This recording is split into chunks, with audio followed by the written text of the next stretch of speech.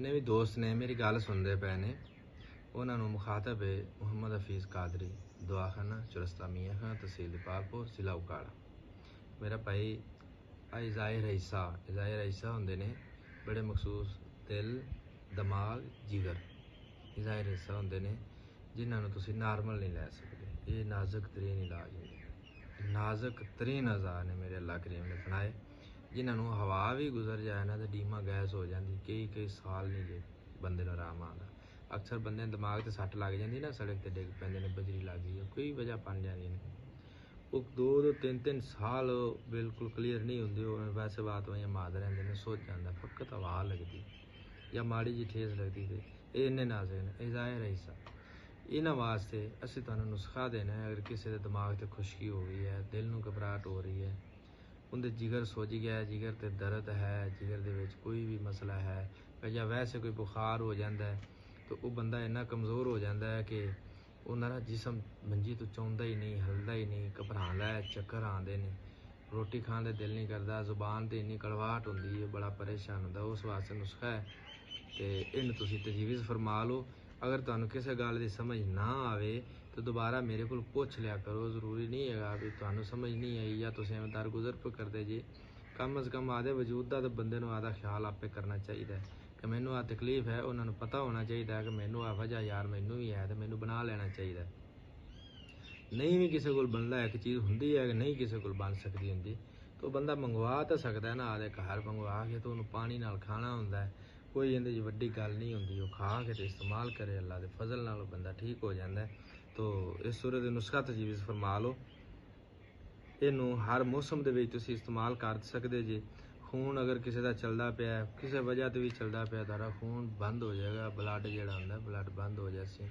तो हर तरह का इनू हर मौसम के खाधा जा सकता है।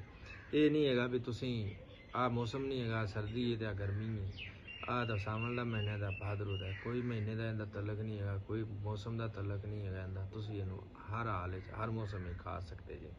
तो नुस्खा तजवीज़ फरमा लो। मरवारेत, वरक नुकरा हर एक 3 माशा, बीख मरजान 2.5 माशा, यशब सब्ज़ अकीक सुरख हर एक 1.5 माशा, नार झील दरियाई। ये बड़ा इस टाइम नायाब है, बड़ा महंगा है, मां तो घबरा जाओ, मां तो 200-300 का लै तो बह रहो, आखो भी 100-150 का तोला आ गया जी, सन तो फ्री मिल गया। वो नारियल नहीं जो होना, नारियल तुहानू 3000 तो उत्ते लभेगा जो 2000-2500 के उत्ते मिलेगा। वो होंदा नार झील दरियाई। ना किसी ने पता हो साडे कोल लाइव वीडियो ते कॉल करके साथ पूछ सकते जी। जिथे भी कोई बैठा है ना, कोई बंदा मेरी गल सुनता है, वो नुस्खा विखा लवे, सानू व्हाट्सएप पर कॉल करे, वीडियो सानू नुस्खा तजवीज़ करके विखा ले, या किसी हकीम नूं उत्ते विखा ले जिंदे तुहाडा इतमाद है, उत्थों नुस्खा लैके तुसीं इस्तेमाल करा जे। इंशाअल्लाह अल्लाह दे हुक्म नाल तुहाडी परेशानी खत्म हो जाएगी। अच्छा नुस्खा ले लो।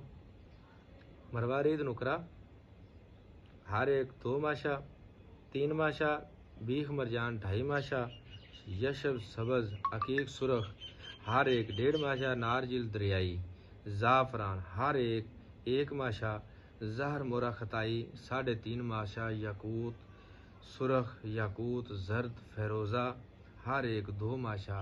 इनकी रगड़ाई तुसीं करनी अरके गुलाब, छत्ते के अरके गुलाब तसल्ली वाला होवे। किसी अरक वाली जगह तुसीं फुल लैके दे सकते हो, इन्होंने अरक कुशीद करवा लो, अज तसल्ली वाला करवा लो, घर अरक बना सकते जे। किसी नैट पर आउण दा अजकल तो हर चीज़ ऑनलाइन है, यूट्यूब पर तुसीं वेख के अरक कड्ढण का तरीका तुसीं घर छोटी जी देचकी रख के छोटा तुहानू थोड़ा जिहा चाहिए रगड़ाई वास्ते पाइया कोई करी कढ़ सकते जी। दसन का मकसद यह है भी इनका रिजल्ट भी उन्ना ही होना जिन्ना तुहानू असीं दसदे पे। अरके गुलाब 1 पाओ में खरल करके चना नहीं काला चना इन बराबर तुसीं गोली बनानी, गोलियां बना लवे जी। तो सुबह शाम अगर किसी दिल का मसला है, ताकत का मसला है, सुस्ती का मसला है, तो वह दवाल मिस्क मोहत दिल जी होंगी ना जवारदार, इहदे नाल तुसीं वो गोली खानी करनी। इहदे नाल तुसीं अरक गोजबान पी सकते जी, अरके कासनी पी सकते जी, अरके सौंफ पी सकते जी, पानी नाल भी खा सकते जी।